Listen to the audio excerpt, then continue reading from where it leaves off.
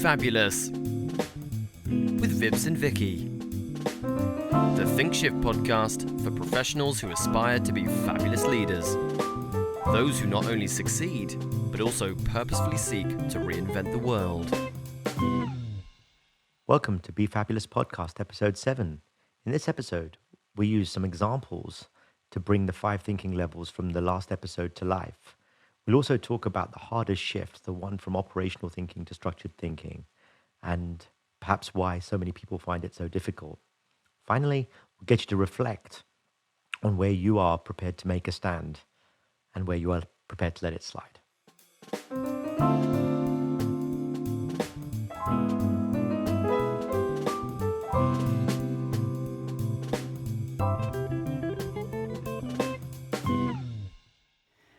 Welcome to Be Fabulous with Vips and Vicki, episode 7. Last week, we introduced the concept of the 5 thinking levels, and what those are really important to someone who is aspiring to be a fabulous leader. We took a look at the first level, which is all about being tactical. These are the tasks and activities that we're all very comfortable with. So if we're in firefighting mode, we have our to-do lists. We know we are in tactical mode. It's a very easy, comfortable place for most of us to be in. It's where we get highly rewarded. We have the dopamine hit and we'll feel really, really good. Level 2 is operational. We know we're in operational mode when we're starting to look beyond the tasks at why we are doing something, and we're driven by metrics and outcomes. So it's a step up beyond the tasks. Structured looks at the accountabilities across the organization, across the company, to see, do they make sense? It's more about the policies that are set up across the whole company to make sure that they are balanced well. And then our 4th level, this goes outside the organization and company. So here we're looking at what is going on in the industry or market, and we call our 4th thinking level systemic. And then our 5th thinking level is meta. And you can think of this as our value-based judgment. So this is beyond the industry, beyond companies, but it's based on, are we doing the right thing for how we see the world? So we have to make a judgment call based on that. Vips, how did I get that? Did I summarize them okay? It was a wonderful public service announcement by Vicki at the beginning of episode 7. I think this is 7 or 6. This is 7. This is 7. Beautiful summary. So, I thought, the last episode was a bit heavy and it was kind of conceptual. And so I thought what we'd do today is we'd run some real sort of scenarios, if you like, through these levels to show how they change. So how, and the way I think about it is people always think something is obvious because they see it through the level they're thinking at. And it turns out it's maybe not so obvious, or it's more complicated, or it might actually mean that what you're thinking about doing that you think is right just turns out to be completely wrong at a different level. And I thought it'd be really helpful to do that with some real examples. So I thought we could improvise a few of those, Vicki, if you're up for that. Oh, I think that'd be wonderful, because the concepts are very deep and hard to wrap your head around, Vips. Hard to know the different ways of how they apply to practical day-to-day scenarios. So what would be the first scenario we should kick off with? How about we do one that's sort of more focused on the sort of superstar performer community? Maybe we'll do it that way. One for superstar performer, one for awesome manager, one for top-notch exec as a idea. So why don't we take a really easy one, like the idea of communicating beyond the task. Okay, so what constitutes good communication beyond the task? And what does it mean if you're thinking about communicating beyond the task at a tactical level? Do you want to take a shot? Well, tactically, if you think about your world, it's often very easy to focus on the task that needs to get done.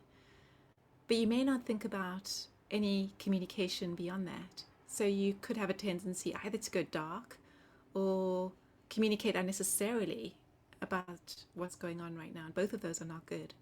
So I would say that's probably how we have to think about communication beyond the task at a tactical level. What's the Goldilocks moment, the right level of communication for people who care about what you're doing, as opposed to thinking, it's just not part of my job. Communication is just not part of my job.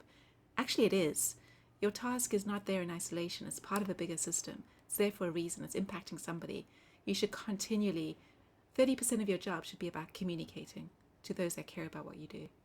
But tactically, right? So if you're thinking tactically, what you're going to probably be thinking, in addition to going dark and unnecessary, is almost it's inefficient for me to talk about anything that isn't the task, because I should be talking about the task, because that means I get more done, which makes me a better whatever, better employee, better whatever, and that's more likely to, I'll get more scores on whatever metrics they're measuring me on, and I'll get promoted quicker and earn more money, and everyone's a winner, right? That's so why should I make my already 40, 50 hour a week worse by doing communication beyond the task and asking for more trouble than it's worth?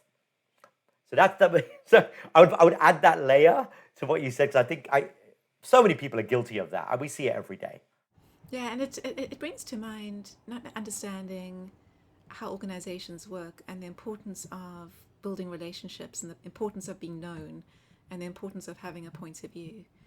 And it's often very hard for students coming into the workplace, especially those in fields that are more technical, whether it's finance or R&D or even operations and supply chain and technology. It's often very difficult to understand and grasp the magnitude of relationships relative to your task.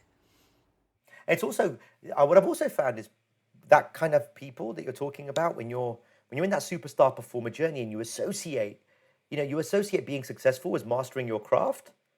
Any kind of knowledge that doesn't seem like it's mastering your craft is kind of somehow bad. That's the only word I can use to describe it, or unnecessary. Well, it's inefficient. It's not just inefficient though; it's also like irrelevant. It's like I don't care, right? Yeah. And those people will convince themselves that they're being strategic. Anyway, your favorite word again. Let's not get sidetracked on that. So, all right, so let's go up a level then. Take us to operational then. So, operational is at the team level. What is it going to take for the team to function optimally?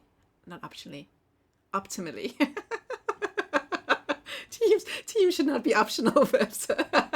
See, yesterday we did an event and you talked about not making typos. And today you made a typo and you read it wrong. At least I figured it out. Yeah. I'm looking at that like, why are teams optional? Teams should not be optional. Let's make that clear. Well, actually, some people think that teams should be optional. Wow. Yeah. So it's what does it take for a team to function optimally? And so communication at that level is very different, because you've got to be thinking about the needs of the team beyond yourself. And each one of them have very different needs. Anytime a team member changes, the research shows that it increases stress by 73%. So the level of communication and time it takes to get to know each other and trust each other and feel safe is all what's going on when we think about communication and getting a team functioning optimally. Yeah, I said it right the last time. Yeah, you said it right. I'm going to make the same mistake right now because I'm looking at it wrong too. Yeah, I'll just add to that maybe that from an operational point of view, communication beyond the task is good communication. Because if you're having task-centric conversations at an operational level, then now that's a waste of time. Because I shouldn't be thinking about that. I should be thinking about how my team is operating. Are our metrics for our department or our division or our team appropriately met? Are we, whatever they are, whether they're customer retention or satisfaction, or pick whatever KPIs the world is telling you are as important this week. Whatever they are, those are the things that won't be about the task. They will be operational in nature. So it's quite interesting, right? So at the tactical level, people are thinking that any communication beyond the task is unnecessary. But the people that are deciding whether you get promoted or not are seeing every communication that is about the task as being evidence to say you're not ready to be promoted. I find that quite fascinating. So that's operational. So I'm going to switch gears and go up to the next level. So actually, do you want to take this one? Go for it. Structured. Read it correctly this time. Makes us sound like we're prepared, Vips. So when we think about beyond the team level, we're really thinking about collaboration at the department level. So it's across multiple teams, and it's thinking about doing things over time and making sure things are improving as we think about the evolution of the department. And so a good example here is when you think about operating as a leadership pod. So rather than sitting in offices, being very siloed, not talking to each other, if as a department your leadership team is operating in a pod-like structure, if you think of a dolphin, dolphins have pods. I think dolphins have pods, right, Vips? Dolphins absolutely have pods. So many of our listeners, there's a number of our listeners that come from a company that fetishizes dolphins. So I'm so glad you got that right. I don't know why we have the giggles today, but there we go. This is going to be one of our silly ones, guys. I guess it's a deep subject, so silliness is good. So if you truly are able to get that working well, it's a beautiful thing, because now you are moving together like a pod of dolphins, in harmony with each other, as opposed to in these individual offices, only focusing on your team and competing for each other's resources and not really worried about the whole. To me, this is a big one, Vips. This is where I often see collaboration break down at a very fundamental level, which means that operationally the teams don't operate well, and tactically things get very, very difficult because there's all this unnecessary politics that starts to kick in. This is my number one bugbear.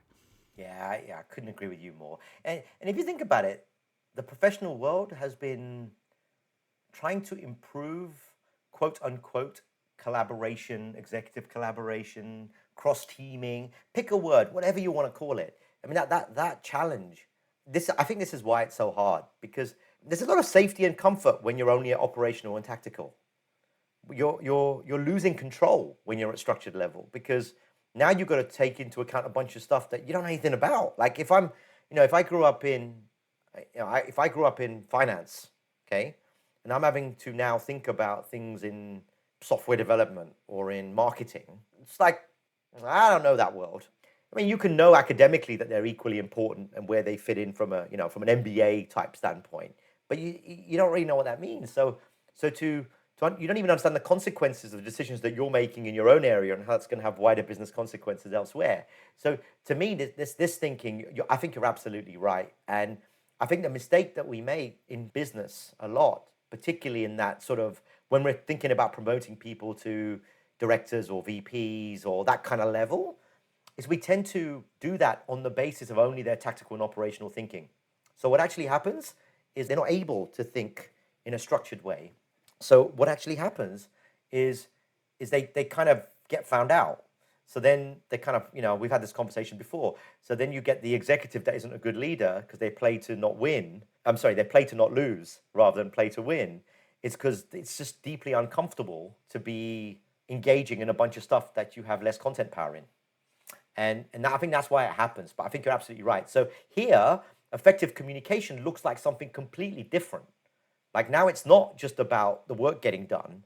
Now it's about, are we thinking of things the right way? Are we directionally moving in the correct way? Are we evolving as a business? Are we, should we maybe change the way we think about R&D? Should we change the way we think about our, the way we've been thinking about technology as a business driver for our company? So these now start feeling like, what I call high entropy communications.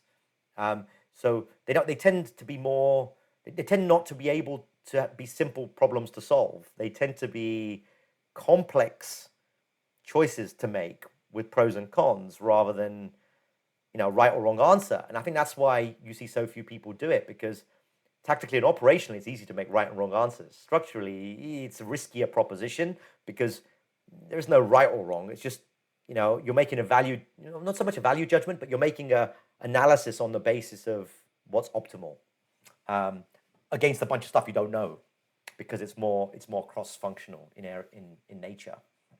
I think where this really gets exposed is people who think they belong in the C-suite, and it's clear they don't belong in the C-suite. That's when I think you really see it. And this one ties to where people's own egos and what they want out of life starts to create a different agenda than the right agenda for the organization. And it's where all the bad politics kicks in. And for me, if we could focus here and nip this in the bud in organizations, and the rest of it becomes beautiful. If you don't get this right, this is where all the craziness kicks in, and why so many organizations operate in that tactical and operational level. And it just feels like we're sticking on Band-Aids the whole time. Yeah. So let's move up. Systemic. Okay, so systemic is looking at it beyond the organization. So what's going on in the market? What's happening from a industry perspective? So we think of it as communication and what is effective communication at this level. It's being able to think about and understand what's happening in the market, what's happening in the industry, and then be able to share that message internally and externally to be able to understand why are you doing certain things in your organization and why are they important? Where are you investing? Why are you investing? Where are you cutting costs? Why is that important relative to the industry? So it's that external view with an internal focus on what's really going on. Yeah. And I think it's probably worthwhile adding that this is where it's not just industry and economics, it's also social and political. How our behavior is changing, what's going on in the world. How is COVID impacting the system that is our industry, is our environment, the behaviors of our customers. These are you're watching the waves of the world, if you like, and you're trying to figure out which way the waves are going so that you can position appropriately for them. But because they're systemic in nature, effective communication here starts requiring a much wider discourse. I mean, the discourse that's going on right now that we're doing Solidarity Hour for later on after this recording is, it's on everything to do with racism that's going on in the world right now, and that is a systemic and meta problem. It's going to have it's very, very complex at many, many, many, many levels, and those things are. That's had a massive impact on so many organizations just in the last 2 weeks, and that's not the kind of thing that you could have planned for from a tactical, operational, structured point of view. But it's systemic in nature, and it's going to force a recalibration of conversations that are structured, operational, and tactical inside. Whether it's policies, whether it's recruitment practices and interview practices, whether it's HR policies and processes, all sorts of stuff. But the point is that systemic dialogue is hard and complex, and you're not really in control of it because it's happening around you. It's environmental in nature. Well, just think about it from the perspective of where we're seeing spikes across the different industries right now. So we were chatting earlier before the call that organizations that are focused on in-home fitness are spiking because of the pandemic. We're seeing it in organizations right now as a result of the killings and the riots. Diversity and inclusion trainings and facilitation of conversations are spiking. Buying books like White Fragility are going through the roof. There's certain things that are spiking by the very nature of these larger conversations. Now, if you happen to be one of those organizations or somebody in that space at the right time, well, you're in the money with all of that. Yeah. But it's because of a much bigger conversation, and it's a little bit of luck rather than any design. Yeah, and that's a really powerful point. But we'd like to think that what we're achieving is a fruit of our own labor, right? And the reality is being in the right place at the right time based on what you have is often a much stronger determinant of whether you achieve exponential growth, particularly in terms of success and money and so forth. Doesn't mean you don't have to be good. You still have to be good, but that's how you make billions. Is more about being in the right place at the right time than because systemically the systemics are working for you. And yeah, stock markets are very good at looking at this. This is why company valuations seem so high for certain types of companies and not for others. I think we kind of, in the day-to-day of work life, people forget that unless that's the industry that they're in. And for those industries who are in that, that's what they look for all the time. And it also makes me think of the beauty of foresight. Being in the restaurant industry has always been a very tough world. Vips, I love to support chefs and restaurateurs, and it's a passion of mine, and I love to work for them. And it's tough margin wise, but who could you have predicted a pandemic? Some would say yes. Would that be a good industry to be in? Some would say no. So there's also the beauty of foresight as to some degree, certain industries, you can look ahead 5, 10, 15 years. When we go back to our very first podcast where we talked about the world getting hotter, flatter, and more crowded. And if we use a long-term 50, 100-year basis, you can start at least point yourself in a direction that's going to have more chances of being successful. Yeah. And luck will do the rest. Yeah. All right. So what about at the meta? This is at the end of the day, it's all about your values. What do you care about? How does this affect communication? Yeah. So if you think about meta, now it's very much internal. The way I look at it, it's very much internal. It's at the end of the day, what do you care enough about to take a stand relative to whatever it is? Okay. So if you take an example of, all right, I'm gonna pick on a company for illustration right now, not because I not because I think this is a completely accurate assessment of the company, but it helps to make this point. So Amazon is a great example of this, where it tactically does really, really well. It delivers you whatever packages you want, delivers on-demand computing services, all sorts, right? Operationally, they run themselves really, really well. They I think frugality is one of their core values. They operate in a very lean way, very efficient way, and they're structured really well. They've figured out a way to have the right divisions in every way. They've figured out a way to collaborate across and when not to collaborate across, so it's not to slow down innovation. They've figured that out. But systemically, they were in the they benefited massively from first mover advantage and vision and scale on the basis of just recognizing that the world was moving. We were in the process of building a digital world. Yeah. And if you get there early enough and you piss a circle that's big enough, then you're going to grow, right? And that's not to diminish anything that they've achieved. Okay. But at a meta level, then the question is that's success, and it's the world's first or second most valuable company. Now, at meta level, though, you say to yourself, well, I'm not sure about their working practices in warehouses, right? That's not right. I don't buy that. That's what I would say. Okay, but that doesn't really make business sense, right? That's not if you're so this becomes, what are you prepared to take a stand on? Okay, and we tend to react negatively to environments that we think don't match what we think is important in the world. Role modeling what's important in the world. But honestly, I like the convenience of Amazon, right? So how many of us use Amazon? Capitalism is supposed to say, if you don't like their values and philosophies and how they operate, just don't buy from them, right? But they're so far ahead from a frictionless experience point of view. And if you live in certain parts of the country, it's the only way you can get next day delivery, okay? And now they're like an essential public service, given people still in different stages of lockdown. You ask yourself, well, is it right? So that's the way. So effective communication here will be the things that we care about. Yeah, businesses don't really know what to do with that, right? They don't know what to do with that. You're seeing it now.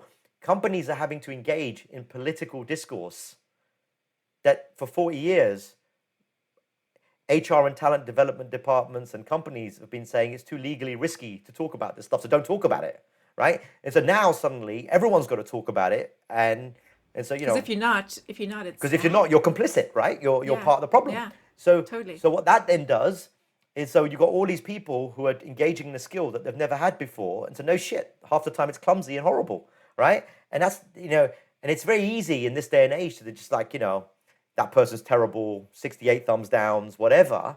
I mean, from a leadership point of view, if we take that topic, we've asked, it's the equivalent of asking, 8th graders, right, to speak like university professors, right? I mean, it's a new skill acquisition that they're having to do. And especially if they haven't thought about their own stand, and now they're having to very quickly, within a day, make a stand and talk publicly on it and very personally. And they haven't thought through it, and it's very, very uncomfortable. But if they're not, they're part of the problem. Oh, so what happens? It's very tempting then, right? To thumbs up, to share, to do what everyone else is doing, whatever that is, right? Yeah. And that process works really, really well for positive things, and that process works really, really bad for negative things. But who gets to decide what's positive and what's negative is meta, right? What you decide ultimately drives that, and that's kind of where. So effective communication there is something completely different again. I think that's the first one. Okay, so let's move on to an example for an OSA manager, and let's focus in on setting goals. So, tactically, talk to us about what that looks like. Yeah, I think tactically, these are the things I have to get done. It's very discreet. It's actionable. It's achievable. Not I don't just mean in a smart sense. I mean, if I'm thinking tactically, my goals for this week are to get to do the podcast with Vicki, try to win $10 million worth of work, and see if I can get through the week without upsetting too many people. Right? That might be three good goals. Okay, tactically. And as a manager, it means thinking about the same things for your team. You know, what is it your team needs to get done over the next week? That's very discreet, very actionable. Yeah, we need to achieve. We need to drive X amount of conversions as a team. What are we trending at? So goals here become much more. We need sales to hit X. We need operational efficiencies of Y. We need customer satisfaction of whatever. Right? We need MPV score of whatever. Okay, those have become goals, but those aren't really tactical level goals because generally no single person is doing all of that. If that makes sense. Yeah, so it's the operational. Yeah. It's the operational goal, and a lot of organizations are moving to having sprints and 2 week sprints, and it's like, what are we trying to get done within 2 weeks? Yeah, and that's I think we should do probably a whole podcast episode on that because there's an argument to say that while that principle, like the agile principles, like get stuff done, iterate quickly, it really really really helps from optimization in tactical really tactical at the expense of operational. Okay, it actually may have challenges at a systemic level. I think we should do one on that. I've got views on that too. I think that'd be a fascinating one. Next podcast, Vips. Yeah, next podcast. How about that? Just Okay. make it up. No. Yeah. So then we go to structured. So you should take structured, Vicki. So structured, when you're thinking about goals, you're thinking about if teams are focused on these very specific action-oriented goals, conversions, uptime, whatever it might be, do they actually line up to what the organization needs as a whole? So you could have a team doing really, really good work, but if it's not lining up to where the organization's trying to go and they're working on the wrong things, well, that's absolutely pointless. Yeah. So he keeps an eye on that. Yeah. Yeah. To me, this is where you start thinking about, leadership alignment type of goals. But also, I think what you get here is, I'll tell you what's a great place to look for these tends to be in the CEO's annual report for public companies. Like if you're listed and you look at the CEO's report, right? This is the year, and this is kind of our objectives over that's where that tends to come out, yeah, or in kind of like 5-year goal type things, yeah. That's kind of where those things tend to come out. They are mid to long term indicators of where we need to get to, and the problem with mid to long term goals is they tend to upset people who are thinking tactically because they feel like a pipe dream, or what does it mean for me? Or well, that's great, but I don't understand what that means for my department or my team or my promotions or whether I should be here or whatever. Because it can start feeling like it's a little bit aloof, if you will. Yeah. And then we get to systemic. So this is where you start to ask yourself, are these even the right kinds of goals for where the industry is going? Or we're just heading in the wrong direction? Yeah. And you saw that. You saw that back in the 80s with Kodak, and yeah, that's right. And you're seeing it right now, even with what's going on with businesses that aren't fully embracing the e-commerce agenda. I mean, they've been whacked during the pandemic. Yeah, I mean, it doesn't take a genius to figure out right now which retail companies are going to make it and which ones aren't. Yeah. I can't tell you when any one of them will fail. Yeah. But I can tell you pretty a high degree of accuracy which ones will fail, and we can see it. And those would be kind of systemic. This is where you get the innovator problem, right? Where you get so good at your structure, operations, and tactics that you just can't imagine that anything's going to happen that's going to change the way we used to do it. And you see this a lot, particularly in family-run businesses. Yeah. You see this a lot in kind of organizations that it's worked for so long that you kind of start convincing yourself you're immune. Well, we've even seen it with remote working, where a lot of organizations, certainly here in the US, quite surprisingly, have been very resistant to having their workforces work from home, whether they are founder led or family run or just have an older leadership team. And now that they've all been forced to do it and it's working because they've had to make it work, they've had to realize that it's possible. And it's Yeah. amazing the results they've seen from it. They've been amazed themselves. Yeah, absolutely. So yeah, and I think that this systemic one is also kind of interesting because it really so systemic choices, if you like, from a goals point of view, that often CEOs have will be things like how do we look at our acquisitions over time? Which subsegments of the industry should we play in? Yeah, because of where the world is moving, if you like. It's very much reacting to the fact that that if you carry on doing what you're going to do, things are not going to get better. That's the crux of it, and that's kind of where systemic goes. And then meta is, again, for goals. I'll tell you where we see meta a lot is these are the goals that you really care about, like making time for myself, spending time with the family, feeling whole, mental health, or, all the things we associate with 5-year goals for anyone who works with us. This is the stuff that where you're really deciding what's really important to you and what you will choose to make your own causes about. Because that's what goals look like at a meta level. They're causes, and they don't have plans. They are more painting a picture of the world they would like to see. It's my favorite Gandhi quote is, be the change you want to see in the world. And to me, that's the most refreshing thing about what's going on in the world right now is we're seeing a younger generation being the change they want to see in the world. And that is against the backdrop of high levels of trauma and systemic racism. That is absolutely a positive thing to see a massive, massive group of young people who, at the end of the day, are the future of the world. Yeah, to see that level of meta choices is extraordinary. And if you think about that, it's what they feel about COVID and what's that made them think about what's important to them. Then now you have it around racism. I mean, you've had the double whammy. One is looking inward and one is looking outward. We only need a third, and the whole world changes completely. Yeah. Well, I mean, the narrative is already going that, unless we do something to create a fairer society, none of this, like, these are all symptoms of an unfair society, right? But then you get to, one person's fair is someone else's unfair. And, so my point is, when you get to this level, everything becomes political, legal, and choices. I mean, this is why all organizations are going to have to build the muscle to engage in that narrative, because this generation is not going to allow businesses to sit on the sidelines. To be quiet, yeah. And that's a beautiful thing. Although it's be painful, it's a beautiful thing.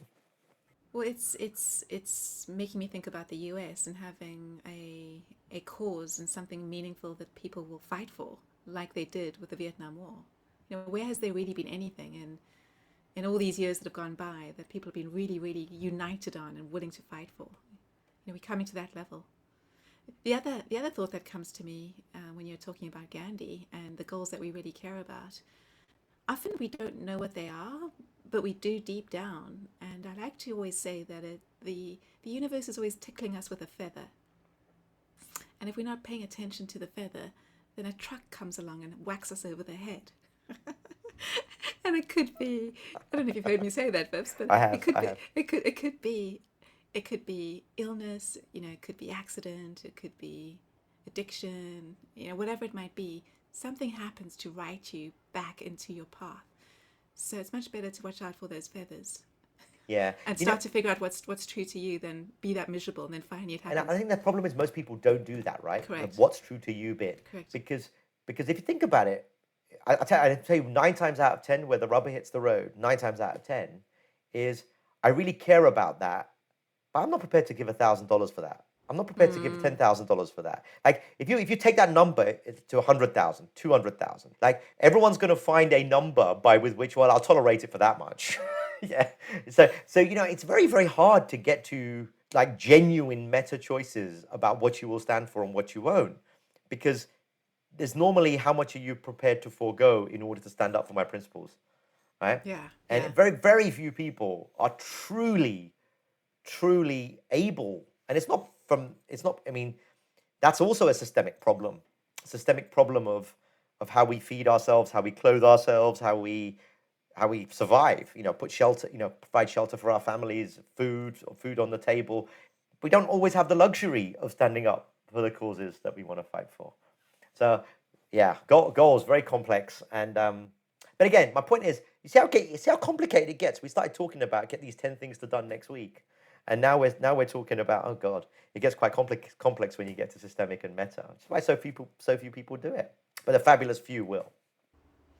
So let's, as quickly as we can, because I know we love going on these different topics, let's think about annual budget planning and think about what top-notch execs have to be thinking about.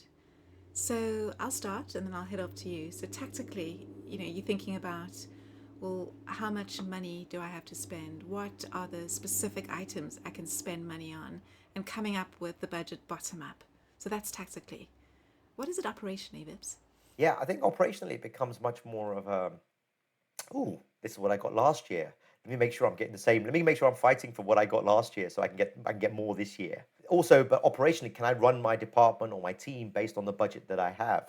So I think it becomes less about the line items and more about, does the overall amount look okay relative to the things I want to do? And here's where it gets subverted a little bit here, because well, at least what I find with most managers and executives is there is an aspect of doing it properly, so to speak, and following a process. But there's also a bit of, well, I'm not really happy if my budget next year is less than this year because my ego wants a bit more money, a bit more control. If I have a bigger budget, that means I can do more things, and that must mean I'm more important. So there's a little bit of ego that I think gets wrapped up into operational thinking about and annual budgets too. But more by and large, I think people do it fairly. So then structurally, Vicki. So structurally, it looks like the budget planning that needs to happen across different functions to make sure that it all adds up. You've only got so much money to spend every year. So how's it been allocated across each department? And is it fairly weighted? And giving one department more, so if you assign more money to marketing because of the weight that marketing has these days, what does that mean that HR or people has to have less? So what is the relative weight across different departments so that it all adds up? And that's sadly what starts to create dissension between leaders because they have different amounts of resources and different numbers, and that creates tension because each is brought in to achieve something, and you can only do that if you've got some money to spend. Yeah, I would say that's what creates executives rather than leaders. But yeah, I totally agree with you. And the way to almost think about that, also another way to think about the structured for this one is this is where your success looks like making everyone equally miserable. Right? I have yet to see a department head who's happy and ecstatic with their budget, right? Well, it's a little bit like, are you happy with your salary? You know, Yeah. people who are happy with their salaries either. Totally. Even those that are overpaid, right? Totally. Especially those that are overpaid. So yeah, so I think structurally, budgeting there looks like can we afford everything that we say we want to do and we need to do, right? It's this is the CFO's reason to exist and why CEOs hate that time of the year when you're doing this, because it's like I'm just going to have to go through a round where everyone's going to be miserable because they haven't got enough and there's backbiting going on and people trying to score points against each other and what have you. So structurally is when you're doing the best at that level. All right, systemically, Vicki. So systemically, it looks like, all right, so if the market is booming or we're heading into a recession, where do we want to be investing or where do we want to keep our reserves so that we are making sure that we are keeping track and pace with the market so we don't end up like a Kodak back in the 80s? Are we investing at the same levels relative to our competitors? Are we, if everyone else is thinking we're about to enter 2-3 years of depression, then does it make sense that we want to triple salaries on our people next month, right? That kind of stuff. And what about meta, Vips? Yeah, meta. Well, I guess this is where you make a judgment call on what is it that you really care about and where are you going to make those priority calls based on what you believe to matter, right? And what you generally find is this is where I think it really matters in an organizational context where your CEO is or your founders are, because ultimately they're going to determine what is essentially an arbitrary allocation of resources across the things that they think are most important about, they care most about. And you can data drive as much of that as you like. In the end, someone's going to go home and say, you know what, I still want to spend money on X, and they'll do it. And I think that's okay. That's not a bad thing, but it is a meta way of thinking. Okay. So, Vips, I have a game for us to end this call. You surprise me, And Vicky. well, we have to give them a challenge each time. So, last week and this week, let's think about your thinking levels and how do you move yourself forward. So, this week, we're going to stretch you into meta. So, reflect on where are you prepared to make a stand? Where are you prepared to show your voice? Where are you prepared to stand up for something that you truly believe in? That's your challenge. That is an awesome challenge. I hope you guys all found this one a little bit more practical. Certainly, we tried to lighten this one because the last one felt a bit heavy, even for us recording it. But hopefully it brings some color to how you can think about these 5 levels in your day-to-day being. But think about some of the more thorny issues that we are working through right now. In our organizations, in our teams, in our companies, in our communities. And then if you apply them, just spend 10 minutes on each of those levels, and you'll be astonished how much more balanced you are in terms of how you go about trying to then take action against those, and in a way that will ultimately work better. So that's my hope and thought, and why fabulous people try to think and operate at 5 levels. I think with that, Vicky, I think that's a wrap. Yeah. So, guys, as you think about these different levels, try and move yourself from thinking day to day to short term to midterm, and then start to think beyond 3 to 6 months and start looking out a year to 2 years to 5 years. That's where the magic comes in. So, stretch yourselves, be fabulous, and we'll see you next week.